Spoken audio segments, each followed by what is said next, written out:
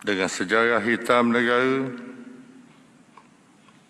peristiwa rusuhan kaum pada 13 Mei 1969 yang tercetus apabila ada pihak yang bertindak keterlaluan menghina orang lain dan hilang rasa hormat kepada bangsa dan ketuanan negara ini.